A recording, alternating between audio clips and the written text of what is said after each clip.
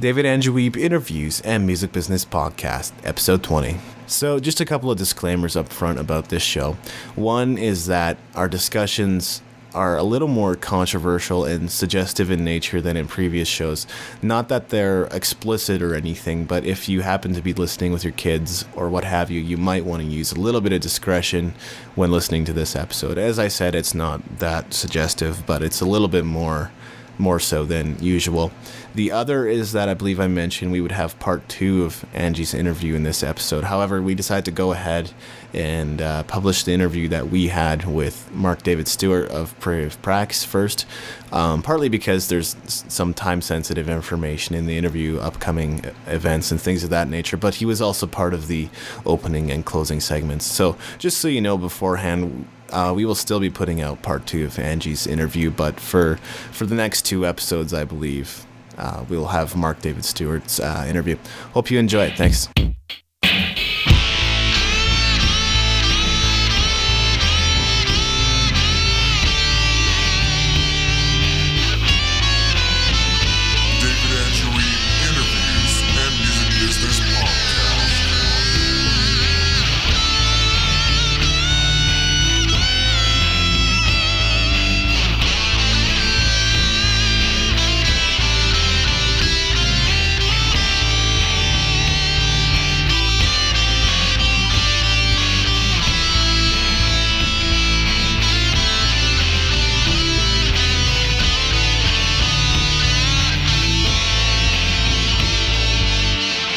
Welcome to the show. We are your hosts, David and Wiebe and Angie May Robertson.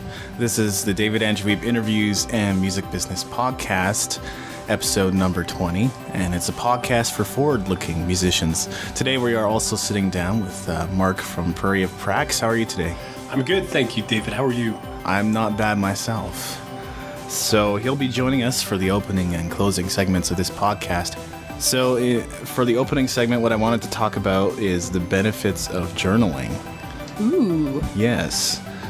I was listening to a podcast recently in which they were discussing this very subject, and here are some specific benefits that they mentioned, and there are many others. One of them is that it's possible to get rid of stress and therefore reduce frequency of sickness and illness. Another is that you can get rid of emotional baggage. You can improve your communication skills. You can be prepared for important presentations and meetings. You can find solutions to difficult problems. You can map out a process for achieving your goals, among others. Do you believe all those to be true? I don't know if communicating with myself necessarily makes me a better communicator. I guess it does. I mean, if practicing honesty, right? Practice honesty with yourself and you're more likely to be honest with others. But we haven't really looked at that as musicians either. It gives us so much material. Why aren't they talking about that? But maybe it wasn't a music thing. I think what they meant with the whole communication skills is that you can not just improve your communications with yourself, but your peers as well, right? Organize your thoughts and ideas. Yeah, exactly. I think another really important one that's maybe too obvious to even mention is that you can also help you remember stuff. Yeah, that's true. If you write it down and then you can look back and go, oh yeah, my wife was driving the car the day we got that multi-nova ticket. Yeah. Right. It's like that. So you use it as a log to check off who earns points in your marriage, or? Well, you work with what you got, right? What you can. Well, I mean, journaling is certainly a great deal more than just a diary. We certainly can use it that way and write down events and times and places and that kind of thing, and I can see the benefit of that also. Do you guys actually do that? Do you guys both keep journals? I have to be honest, the only journal I have is my Weight Watchers journal. And I know if I don't keep it, I don't lose weight. Well, and that's why this is maybe an important discussion, just to talk about the importance and the benefits of it. I guess for me, what that looks like is more than anything is kind of the goal planning and goal setting. So simply just writing down, not necessarily my errands, but things that I want to accomplish and get done, and have that in front of me to look at when I need to. Yeah, I have a day timer, but I don't know if it counts as a journal. I think it sort of does. Yeah, it can. It's the same kind of idea. Then I have a day timer too. I'm sure I don't use it to its full potential. Yeah, I guess it's good, like my daytimer as well. I do keep a lot of notes about different things in it, but Yeah. I mean, as you're talking about goal setting, that's exactly what my Weight Watchers journal is. Right. Like really, oh my gosh, I'm talking about Weight Watchers. As a journal, because you sit and you write down your goal, but it also helps you with those baby steps to get the goal, and that's something a lot of us forget when we're goal setting is to baby step it out, right? Yeah, you can't exactly. just get there in one day. Make yourself a step-by-step process or a mind map of sorts to map out where it is we want to wind up. That's what that's what maps are supposed to be, is to mark out our journey to where we're going, not just to see the destination. On that note, journaling can take you to places within yourself that you haven't visited recently. And sometimes that's like we can jettison any emotional baggage that we may be carrying. I think the two keys here to getting the most out of journaling, and probably out of anything, honestly, like one is consistency. So just forming the habits and developing your skills, because you're not going to instantaneously be able to journal well. It takes time to be able to get out what we're feeling. And then two is just being specific about it. What do I want to accomplish? What do I want to be able to do through journaling? So you have goals for your goal setting. Well, what I try to do, honestly, is just have one day in my week that's kind of dedicated to organizing and running errands, and that way I can sort of just become reacquainted with, am I on the right track? Am I pursuing something that's worthwhile, or is this something that I can purge right now safely from my life and have more time available to do the things that are more important? Do you write every day in your journal? Do you? How often do you? Yeah, I mean, I'm still kind of got to thinking about this discipline, and so I haven't gotten necessarily in the habit of doing it every day, but I have sort of different notebooks for different journaling purposes. Right. One of them that I'm thinking of starting is kind of a vision journal, and so I just keep not just my thoughts, but also like a visual of things what I want the future to look like. This is the guitar pedal that I want. This is the guitar that I want. This is the type of career that I aspire to. And when that's attached with an image or a picture, it's supposed to be that much more powerful to help trigger our minds. So You do actually remind me of a journal I do have. I don't write in it as often as perhaps I should. Yeah. I have this scares the, I can't use that word on the podcast journal. okay. And every time I do something that scares the can't use that word on the podcast, I write it down in that journal. And that actually goes back to what we were talking about last week or 2 weeks ago, I guess, in what's happened in the last year. Right. Is, jumped out of an airplane. Broke my foot doing it, but jumped out of an airplane. This time without somebody pulling. Or I guess they did pull my canopy for me. Static line, right? It wasn't static line. It was instructor assisted, but prior to that, I'd been doing tandem jumps. Oh, okay. So this time I wasn't strapped to a guy.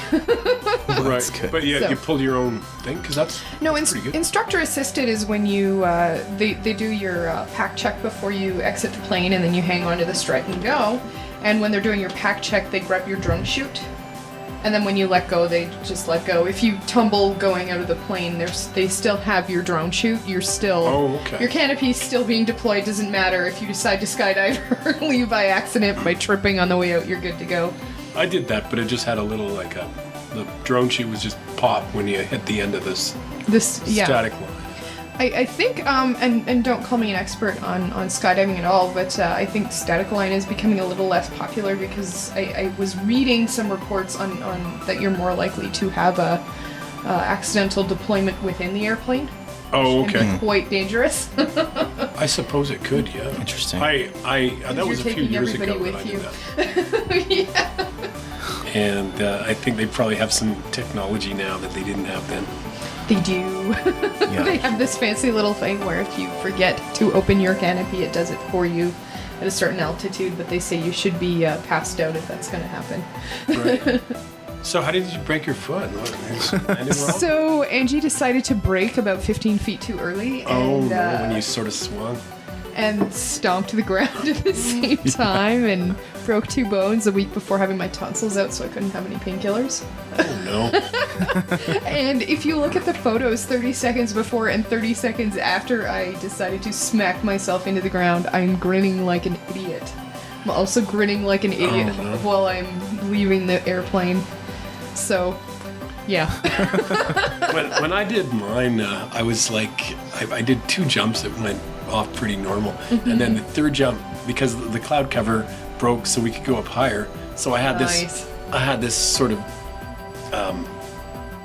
pattern that I was supposed to do in turns and spanks and things. And I got like halfway through this thing, and I looked down and I realized that I was at the point where I was supposed to start going in for the landing.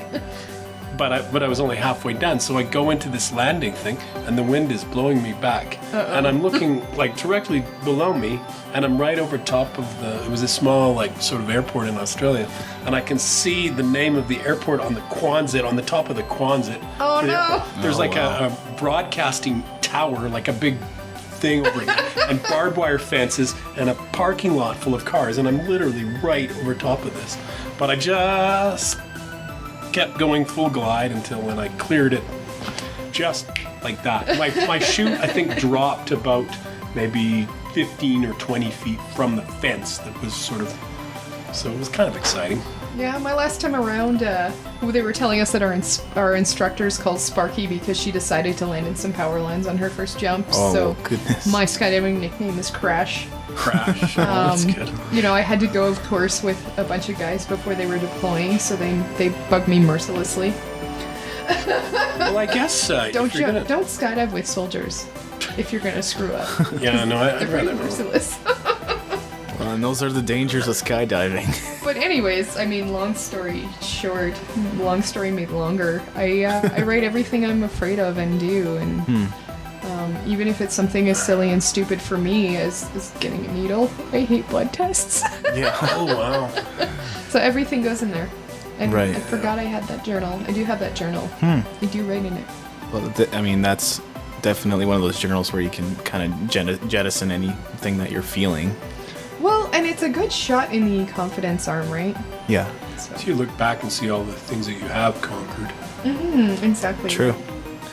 And as it applies to musicians too, I think this probably makes more sense. But just to keep a notebook or something handy when those ideas come to you, songwriting ideas, or even just little melodies, having a handy digital audio recorder. Yeah, I have that. Yeah, it's a great I idea, gotta right? get me one of those. Yeah. Me too. I've got, it's just a little, it's not really, it's not fidelity, but you can have a melody into it. Remember? That's what I need. I don't care if it's fancy. I just need to know what I sang. Yeah, I think it's helped me quite a bit because I forget. Like that's sort of going back to what I said in the first place. I tend to forget stuff. So Yeah. Your 2-week cycle you were telling me about the other day? was I? Yeah. You were telling Was me that a about that on joke? Friday, so... I don't remember that. Uh-oh. I was looking at the cheese section in the supermarket. When I was on the phone. I'm pretty good. My memory's good that way. I remember And I was what talking I was about doing. a 2-week cycle. Yeah, you said your memory has a 2-week cycle. Where you That was remember only stuff Friday. really My good. God, it's Where you remember- now it's a 2-day So it hasn't cycle. been 2 weeks since then. Now it's a 2-day cycle. Is this perhaps a side effect of parenting? I don't know. I don't know. I need to think about that. Do some reflective journaling about that. Yeah, there you go. But yeah, I mean, examine for yourself. See for yourself what you can do with journaling and some of the benefits are. And definitely, it's a discipline that I'm thinking about adopting a little more into what I do. Visit us online at www.daw-music.com/daw-podcast. And don't forget to spread the word. Tell your friends about this podcast.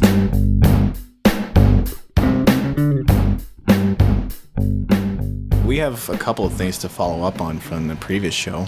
We do. One of those being the Not a Number Records Artist Showcase, which I Good show. performed at.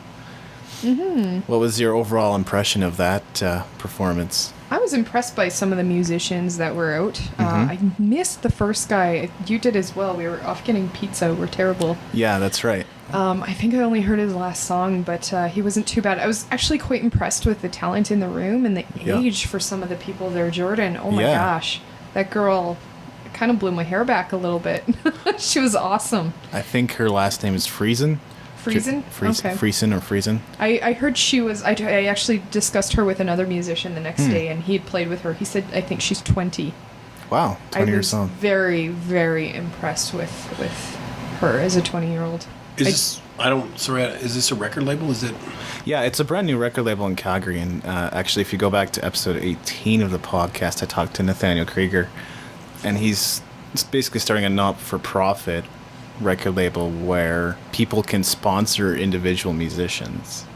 So the idea is that people get behind their musician because their family or friends or what have you, and they'll pay for the production and the promotion and all that kind of stuff. And I think you spoke about mentorship within that label as well. Yeah, I think it's kind of similar to what we're trying to do here at Red Flame. It's just mentor musicians and help them to grow and to get them to a point where they can get out there and tour and express themselves more true to what they're going after.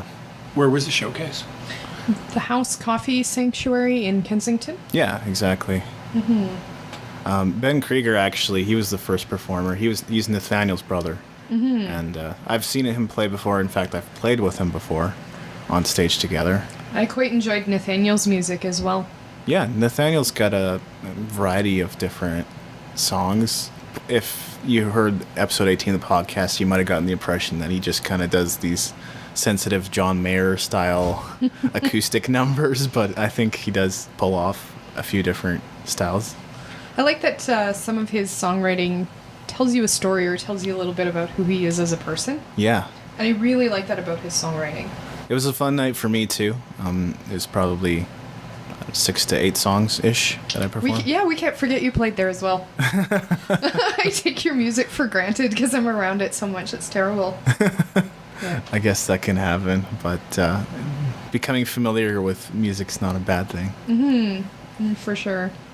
And a couple of other things that you mentioned you wanted to follow up on, certainly regarding the big service, the service in the big city. Toyota! We shake our fist at you! So I was talking to my old roommate after I told her about what you had happen, and turns out she's also a customer of Charles Glenn Toyota. Right. And she has regular maintenance that was covered under her purchase, and so she was used to going in and not being charged anything, and drops it off like normal. Nobody tells her anything's different. She comes back for one of her regular maintenance. I think her most expensive maintenance up to that point was $60. And it was $450 later. She's going, what the crap? Yeah. You didn't tell me when I dropped off my car how much this is going to be. And I guess, part of the onus is on the customer to ask, but at the same time, don't spring things on people. It kind of drives me nuts. And then I was dealing with Avis and Budget Rent-A-Car the day after the podcast. I had booked on the Friday before the podcast, or was it the day after? I can't remember exactly, but pretty much the day after. I book a car with Avis Rent-A-Car. I call them at 3:45. Will this car be there at 5:30? Can you get me this SUV? I've got a guy I've got to send out with where I work. Yeah. Sure thing, we can have it out there. Their website said they were open till 6. The guy on the phone told me they were open till 6. The poor guy I sent down there to pick up the car said they were open till 6. He arrived there before 5 o'clock and they were closed.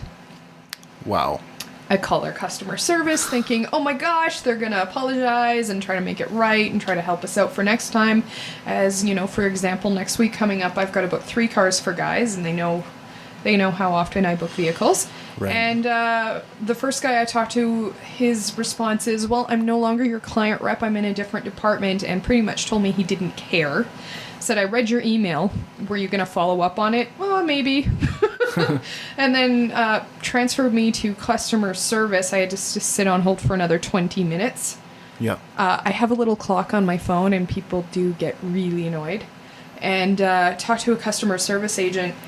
We go through it. The first guy had told me, well, if they close early, big deal. You have a customer coming. You'd like to think you'd want their business. Talk to the customer service rep. We go through it, and I finally say, when I book a car with National or Enterprise, they say they're going to be there. Oh, well, then just go book something with Enterprise. Yeah. Are you kidding me? Is this a widespread customer service attitude in your company? How do you expect to stay in business? That is really messed up. And I mean, Enterprise actually did treat me well. That's who I rented from. Yeah, Enterprise is fantastic. I've never had a problem with them. They were a little more expensive on their vehicles, but oh my goodness. Their commercials are kind of lame. Haven't seen them, actually. I don't watch TV. They pick you up. That's their slogan. They pick you up. Well, she actually did pick me up, so Well, I guess that's, Did you get her number? Big deal. I could have. Wow. And that's what happened to me. But she picked you up. Kind of interesting. So anyways, like in their defense, I did find one person in their company who cared about service. Yeah. But only one, who had called me to try to sell me some stuff when, hey, I noticed we haven't had any rentals from you in the last couple of weeks. This isn't normal for you. And I told her, and she goes, oh my gosh, that happened. Tried to offer me some deals. Right. I told her, I'm not going back to that branch of Avis. Forget it. I refuse to send any staff members there. She said, well, we also own budget. And I said, cool. So we go through their corporate policy, which includes a check to whoever's doing the bookings. And I said, don't you guys think this is a little odd with all the corporate corruption and ethics? I mean, I've worked at companies where you have to write tests on ethics and take courses.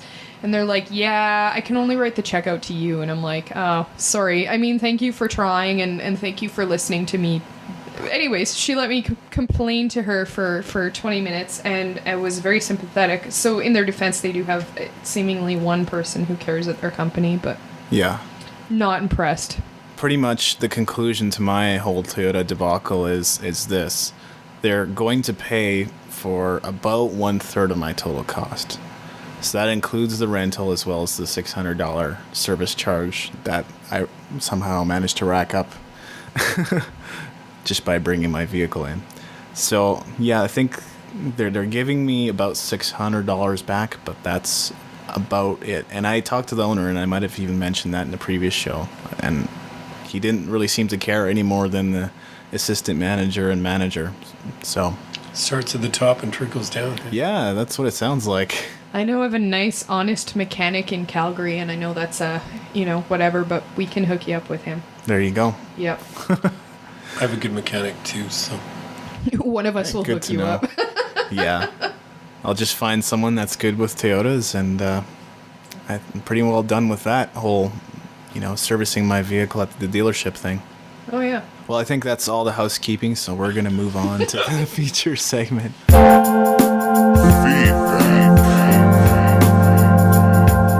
If you have any questions or comments regarding this podcast, send an email to comments@daw-music.com.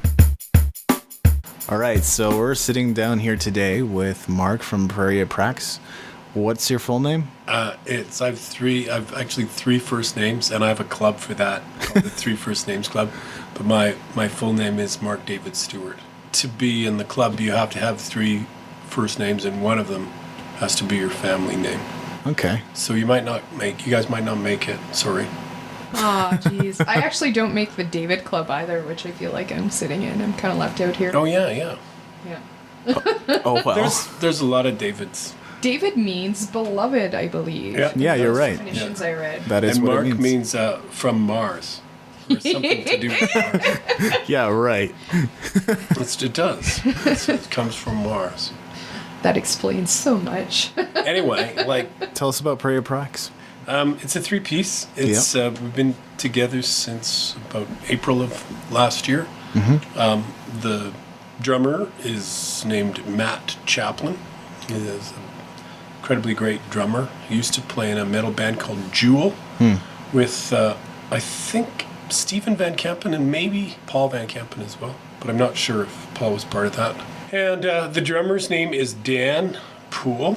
And he is from Newfoundland. And he plays in a Celtic band called Staggered Pints at Fiona McCool's in the Sheraton every Wednesday night.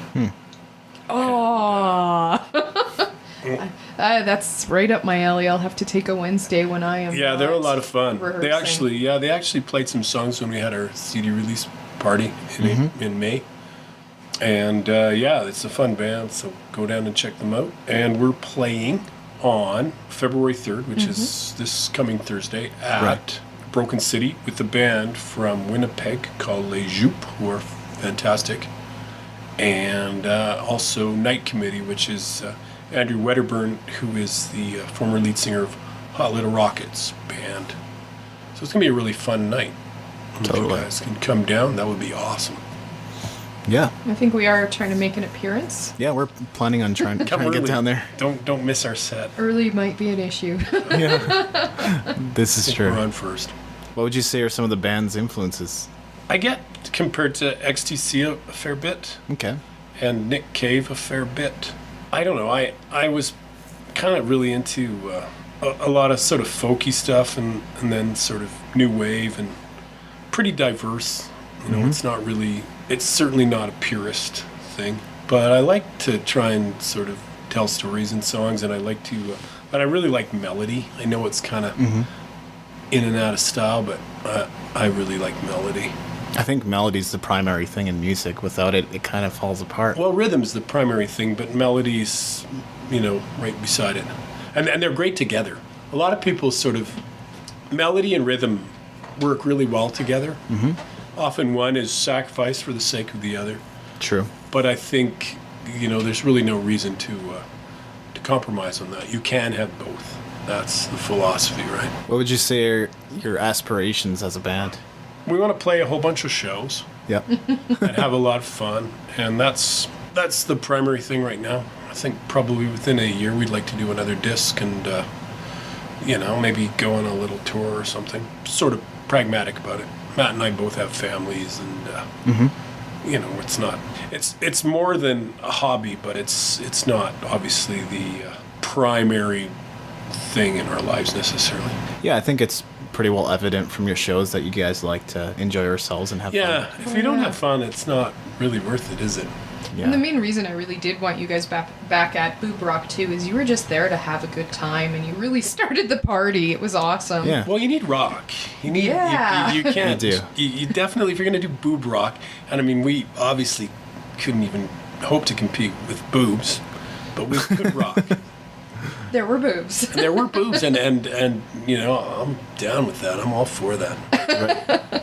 Now, is your wife down with that? She didn't seem. She didn't really say too much. She wasn't there though. Yeah. Yeah. Wait till she finds out what we've had you up to. Now you guys have one release, right? Yeah. The album is called "When You See the Devil Say Hello." Are you gonna play a song off it? Possibly. If you're okay with that, we'll play it. I think that'd probably be good. The podcast laws. It's much easier to sort of hear a band than just sort of kind of talk about it in kind of That's true. vague terms. That does segue into my question for you guys. I wanted to actually have the title so that I wasn't misquoting. Right. Your album, to me, and I can't quite remember what you said about it last summer, but to me, it has a lot of religious undertones. You've got Laugh About It All in Hell. You've got The Devil You Know, Mary Full of Grace. Joan, yeah. Captured Without Incident. Some of it, like, where does that come from for you guys?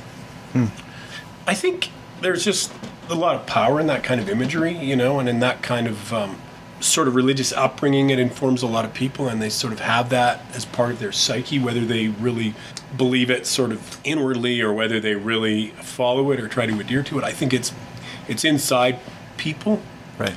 and I've just always liked that. I'm not a particularly religious person, but I certainly recognize the importance of it and the power of it, and it's just it's also sort of a literary thing too. Like you can look at the Bible also as a literary work, not just as a spiritual sort of book, and I think it holds up quite well as a piece of literature. I would say that's true for sure. Do you have more releases on the way? More albums? Well, I hope so. I have, we've got 12 new songs in addition to the songs that we do off the record. Yep. So hopefully they'll get recorded and released. But we don't have any firm studio plans right now. Right. people, the more shows we play and the more people that come out to those shows, probably the more hastily the next record will be put together. But it's not a great hurry, I guess. You know? What do you think of the general state of the music industry right now? Oh, it's pretty hard to generalize about it, I think, you know. It's, Yeah. I think the music scene in Calgary is better than it's ever been. And I've been around for, quite a while. And there's way more stuff going on. There's way more diverse Yeah.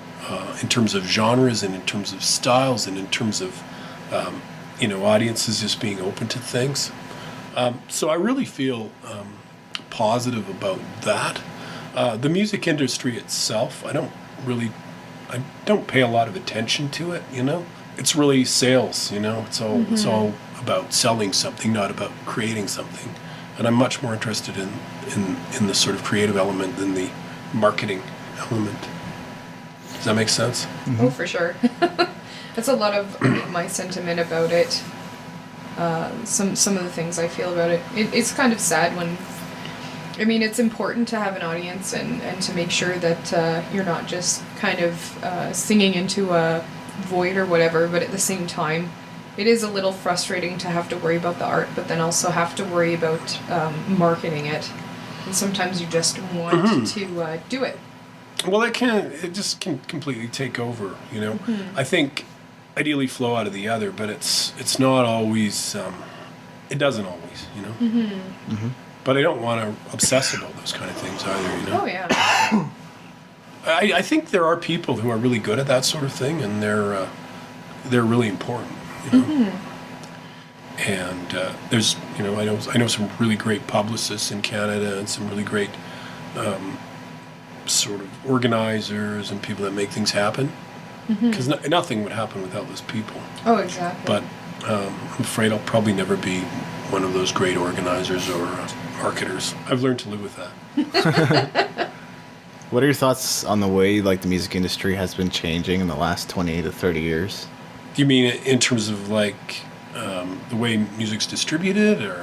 Well, there's definitely a number of things that we could address there. It could be any number of things. I mean, one of the ways, music is it's being distributed differently now than it used to be. Some people are saying it's a harder climate for a band to break or make it. You know, there's a collapse of the record labels. There's a ton of different things that have been kind of going on. Collapse of radio. You get Justin Bieber becoming famous off of YouTube. Apparently, he's one of only three successful tours that weren't operating on a loss this last year. What were the other two? I believe one of them was Rush. They were doing the motion picture songs again. Yeah. And then the other one might have been U2, but I'm not sure about that. What about Lady Gaga? She's got to turn a profit. Possibly. I don't know. I would think. Yeah, well, I it's all economies of scale, right? I mean, if you're selling 1 million records, you're spending probably a couple $1 million on marketing. Right. If you're selling, you know, a couple thousand records, you know, you've got to scale that back a fair bit, right? So it's on the promotion end, yeah. It's just about sort of operating within that reality, I guess, you know. I don't know, like CDs. I don't know how long they're going to be around. You know, Right. their whole advantage was that they were compact discs, and that advantage is pretty much lost when you can cram, you know, a few thousand songs into a little tiny iPod. Right. Vinyl's coming back in a fairly big way. True. And probably will outlast CDs. So it's interesting, and also we just are at a time where it's really affordable to make fairly high quality recordings in your house, in your basement, in your garage. You know. Yeah, it's true. So there's I like that. I like that idea of sort of having kind of creative product and being able to trade it and being able to share it, and you know, it's I think that's all good, you know. But you're right, it's probably harder if your goal is to make your living off music. It's probably harder than ever. Yeah, I would agree with that, I think. So you had mentioned also that you worked for Fast Forward. I write for them, yeah. Right. Yeah, I write. I get to talk to some cool people and stuff. And What's your focus at Fast Forward? Well, I mostly write music, but I do some film and I do some lifestyle stuff, and I do what interests me. I've written a bit for Beetroot lately too, so, and that's just fun, you know. So what causes you to write about something? I think more than even whether I like the music or not is whether it's going to be a good story, right? Yeah. Like some of the best interviews I've ever done and the most fun stories I've ever written were with people that I didn't necessarily, you know, they might not have been my favorite musical artists, but they had really interesting stories. I interviewed Thor. Do you know who Thor is? He's like a Canadian metal. He's been around forever. He's a muscle. Yeah. He does like actual feats of strength where he'll like bend steel bars on stage and have cinder blocks burst on his chest. And he's like this. He's invented this cartoon character, and he's built this whole career around this cartoon character. And you talk to him, and he's just the most enthusiastic, energetic, fun guy that you could talk to. And I'd talk to him for hours. And then there's some musicians that I really like that are quite introspective, not terribly articulate when you get them in an interview situation. Right. And even though, you know, you want to talk to them, it doesn't necessarily make for as good a story as you'd hope. So. Well, I have a writing question, actually, since we're talking about the music industry. Would you say that the rise of the blog has perhaps made it harder to make a living as a writer? I'm not sure if that's your primary career. Well, it depends on, you know, what you want to write about. I mean, the stuff that you do to make money as a writer really isn't, you know, it's fairly dry, kind of tedious. Not tedious, but it's, you know, it's informational, advertorial stuff. Stick to the facts kind of things. Well, yeah, it's not really necessarily like writing for Fast Forward. Nobody's really making a living doing that, I don't think. But you know, there are markets for writing, and I mean, blogs don't really cut into that too much, I don't think. I do notice there's a lot of books coming out of blogs, and a lot of people starting to make money off their blogs, and it does make you wonder if people who are doing kind of more journalistic work or whatever, perhaps seeing a cut into that. I know there are certainly blogists who are starting to complain that journalists are copying their articles that they've sat down and researched and worked on. Right. There's a cooking magazine that recently ended up having to shut down their website because they plagiarized this woman's well-researched blog. Oh, is that right? And you know, the internet community kind of rained hell down on her head. The plagiarizer hijacked her Facebook page, hijacked the magazine's website, like just totally went nuts because it's like, you know, you're stealing an unpaid writer's work, like how dare you? And people kind of got a little righteous on them, and they ended up having to shut down their website because everything got hijacked. I didn't hear about that, but I guess retribution comes a little quicker now with, you know, people being able to group and, you know, react to things so quickly. Yeah. I think for me it sort of comes back to the whole mentality of either scarcity or abundance. If, you know, we truly believe in ourselves, then there's already and there always is an opportunity for us where we are and with our unique skill sets and talents. Whereas if we operate at a scarcity, we go, well, the competition's taking away all the opportunities, which isn't necessarily true. Yeah, I think, I guess I see what I do as fairly unique in terms of the creative part and musically. I don't really see very many other.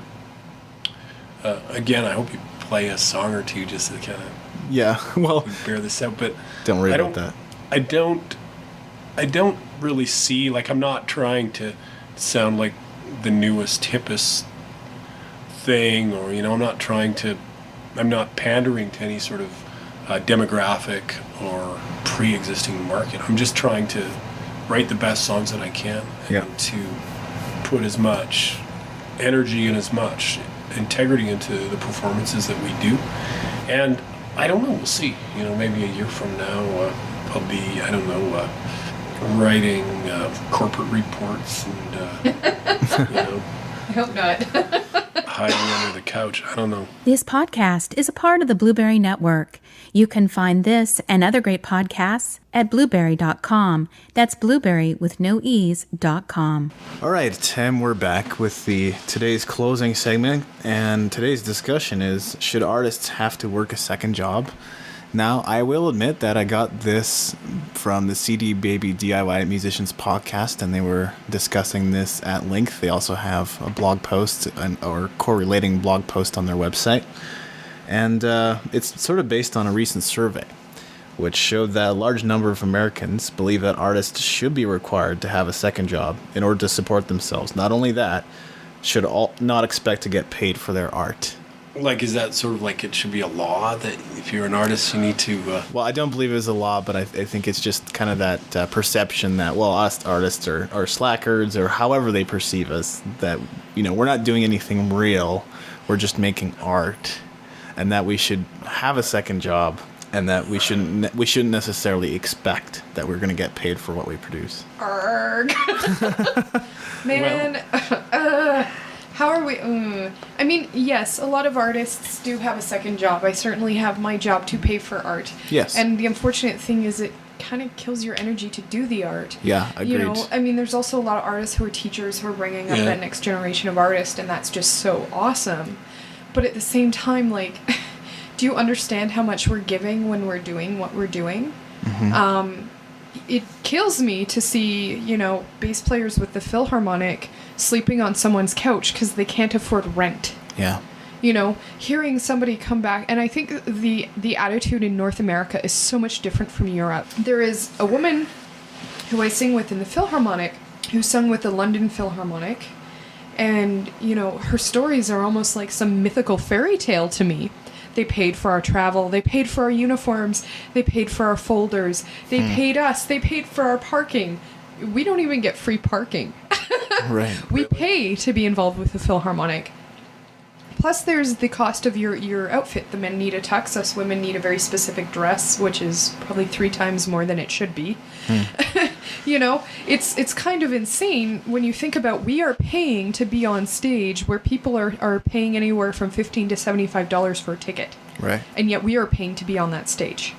It's kind of sad when you think about it. And if this was to go on in Europe, with classical music, or even, I think a lot of musicians there, it's expected that they get paid, or actors and performers. I know so many actors that come over from Europe and make so much more money. I know so many North American artists who are leaving. We're having an art drain. They talk about the brain drain. We have an art drain. We have so many people leaving here to go to Europe to, like, I have a friend who ran a circus over there because there's no way he could do the same thing here and expect to be paid. Someone else who street performs in Australia, here they're treated like beggars. There they can get superstar status. In fact, he ended up getting a show in a theater from his street performing. I mean, there's it just kind of drives me nuts that it's expected we give ourselves for free. Yeah. Do you not realize I put time, energy, money? The bass player I know, oh my gosh, I couldn't even imagine how expensive his bass is, considering, some of the cheaper violins on stage are well over $1,000. Yeah. You think about it, and we put so much into it. It costs us so much for lessons. For me, it's about $160 a month in voice if I was to be studying. I'm not studying right now because I don't have the money I need to be. People don't realize what we put in. And they expect us to give ourselves for free. I'm not a whore. Can I say that? I say all the bad things. I find it to be a very agitating and frustrating discussion myself. Because it's basically like saying we put more value in education than art itself. There's so much education in art. Exactly. There's so much education in art. Well, and there's so much... I can't do what I want to do as a vocalist without more education that I can't afford. Not only that, for me to go to school, a lot of arts programs, I don't know about fine art, but I know about theater and voice and instruments. You're not allowed to work a second job. You're 24/7 in school. There's a theater program I've looked at that's 8 a.m. till 10 p.m. every day. You get a 45-minute and an hour-long break, and you go to school on Saturday. Right. Well, and here's basically my problem with that, is we're saying, okay, we're willing to pay thousands of dollars to get the education, to do what we want to do, only to do what we want to do and not get paid for it. Somehow this equation just doesn't make any sense to me. It's keeping good, talented people out of school. And I know education, unfortunately, is everything in classical music. And there are very talented, exceptional musicians who aren't going to school because of dollars. Yeah. Or there may be musicians who are sitting in their basement trying to teach themselves instruments off YouTube. There's nothing wrong with that, and I totally, absolutely respect everybody who does that. I think it's amazing. Totally. But then they're missing out on skills that could be more marketable and helping them earn money. Right. Being able to read a chart is so important. Being able to sight read music is so important. You're not getting those skills necessarily from watching YouTube. Yeah. I really worry about like big organizations like the Philharmonic, because you go to their concerts and so much of their audience is well over the age of 50, and I think some of the things that they try to do to bring in a younger audience are almost doomed to failure. And Agreed. it's I don't know how they're going to continue to be viable without some kind of. I do believe we are the only orchestra in the country, I could be misquoting, that is not in the red. Really, I think things like the Lord of the Rings concert, the video games live concerts, the Queen concert, They have to do stuff like are that. those kinds of things that brings in the money. Yeah. And it's a great way of getting it out to a new generation, and it's something I spoke about on the last podcast, is classical music in movies and video games is really the way to meet the next generation. Yeah. But there's just a certain power and awesomeness to sitting and hearing an orchestra, Yes. that Working you just have with to ballet. experience, Yeah. Oh, I fully agree, and there are some really good strategies coming out of Calgary, but the unfortunate thing is you're missing some of the amazing musicians coming through. Because, what's going to draw a crowd. I loved. We had a gentleman named Bruce that I used to sit next to who's unfortunately passed away last year. And there was a couple of violinists of my age complaining, I changed my word there, complaining about how the fact that we're doing video game music and we're going to lose our classical audience. And Bruce there, I think was 82, 83, walks by with his cane and goes, I hate to say it, but your classical audience is dying. I love this stuff. Yeah. Here's a guy who's 82 who thinks it's awesome to be getting to be a rock star for a day doing video game music. He didn't discount it. And I'll tell you, about half the chorus didn't perform in that, and people my age even won't do those shows. Yeah. Because But that's just snobbery, isn't it, really? a little bit, and there is that. That's in sort of the classical music. reverse thing of, the people that sort of don't think art is a serious pursuit. Oh, Right. for sure. But there's also artists who, are quite precious about what they do. there's snobbery in all genres of music, really. Yeah, absolutely. But you sort of alluded to this already, just the fact that I remember hearing this, that the average classical musician, like orchestral player, spends more time in training than your brain surgeon. Yes. Probably. But the brain Yes. surgeon makes 3 to 5 times as much money as your average trained musician. Yes. How does that work? It's really sad. It's really sad because we're missing out and we're losing musicians to other countries. Yeah. Asia has well-paid classical musicians. Absolutely. Europe has well-paid classical musicians and impeccably trained in both areas. Yeah. We're losing it. And that's something that's very hard to get back. This is, and it's just a frustrating discussion, Another thing that sort of touched on a nerve, so to speak, was just in their discussion, they were kind of underplaying the importance of niche markets or niche markets. And I really think that's one of the more viable paths. I could be wrong, but I have a feeling that's one of the more viable paths if you're looking to make a living as a musician, to find a specific audience that'll stick by you. And Seth Godin even says the same thing in Tribes. If you can get 1,000 people that'll follow you and buy everything that you've ever put out, you're good. You're set for the rest of your life. You will have a career. Versus, let's get back into the corporation and, have to pay 50 people their salary, and then the producer, then the engineer, then it's an antiquated system. There's no money left at the end for the artist. For the artist. Well, and that's not to say that engineers aren't artists. Or no, anything else. I think there's value in what they do, which is why they get paid. But even going back 10, 20 years, when the Backstreet Boys first got their start, they made no money on their first couple of world tours. It wasn't the old model. You didn't make any money off the album, but you did make money when you toured, and they toured the hell out of the artists. They weren't paid anything. Their bank accounts were... Yeah, I'm not talking about Backstreet Boys. I'm talking about earlier. You know, they used to tour the hell out of people until they were... I'm saying words again. There's going to be a swear jar for me by the next podcast. Yeah. But I do know they used to tour people literally to death. Yes. And the only way they made money was off the tours. You never made money off an album because you have to pay the engineer, the producer, marketing. No, it's the marketing, yeah. Yeah. Well, all in all, what do you guys think of the validity of niche markets and niche markets? Whatever you can find that works, right? I don't think you should discount anything. Yeah. You know? And I mean, you got to obviously be comfortable with it. You got to be able to live with it. You know? If Philip Morris or something offered you big money to, you know, endorse their tobacco products, that would be hard, you know? But before that, there's a lot of possibilities, right?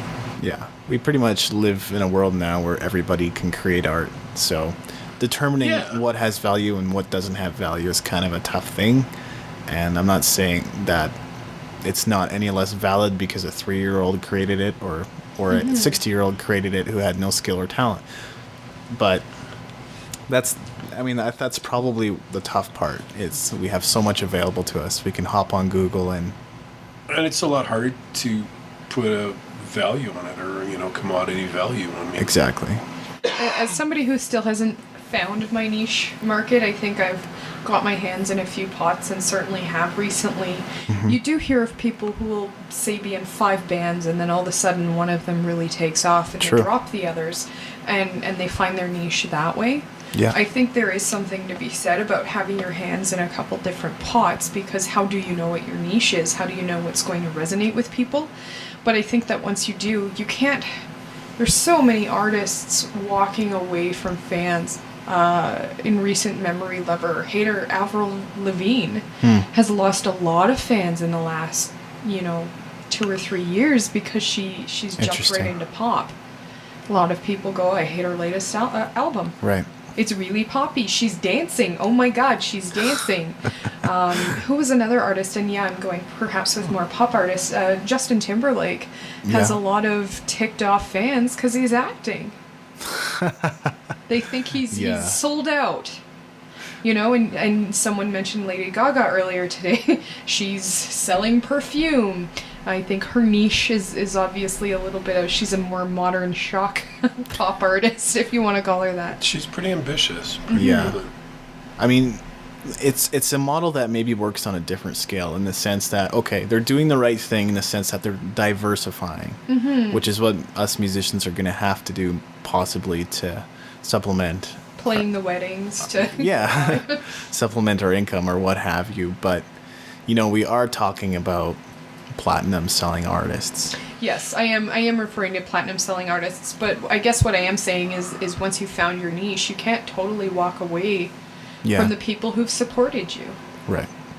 If that makes sense, and these are larger scale people, are easier to use as an example. But, know, if you were to walk away and start doing metal tomorrow, you'd lose a lot of fans. This is true. Because you've worked and built up a niche. Mm-hmm. Good point. Mm-hmm. It takes time to build. Isn't it the worst, though, when an artist that has a fair bit of integrity and not probably a lot of money makes a direct play for, like, something really commercial and fails? I mean, isn't that just the hardest thing to watch? It's kind of awkward. Like Liz Phair, when she started out, she was, everybody's golden girl, and then I don't know even what happened to her. She just sort of did a album by album career nosedive into nowhere, Just couldn't top her first disc or something, or couldn't find a compass to where she wanted to go. I don't know. Well, certainly Remy Shan was one of those artists that kind of just dropped off the face of the planet after his first album. Yeah. There are many many theories regarding why and how he faded into the nothingness, but who knows, right? Like, it was one of the best R&B albums that I've ever heard. It's very cool. What happened to him? One of the theories is just that he became disillusioned with the music business after touring, after putting out a big release and several videos. Yeah. Others are just that to maybe work on his family life. Other people have said that he's just so perfectionist about his next album that it's still in the works. I don't know. Yeah. But yeah, I've wondered what happened to him. Mm-hmm. Maybe one day he'll show up on the doorstep and tell us what happened. That would be an interesting interview. Absolutely. So where have you been? Yeah. The last 9 to 10 years. Cool. Well, thanks so much for participating in today's discussion, Mark. Thank you. This has been fantastic. So it would be great to have you back at some point if you're interested. Yeah, I'd love to come back. That'd be great. Awesome. You've been listening to the David Andrew Wiebe Interviews and Music Business Podcast, broadcasting from Calgary, Alberta, Canada. This has been a Red Flame production. To learn more about Red Flame, go to redflamerecords.com.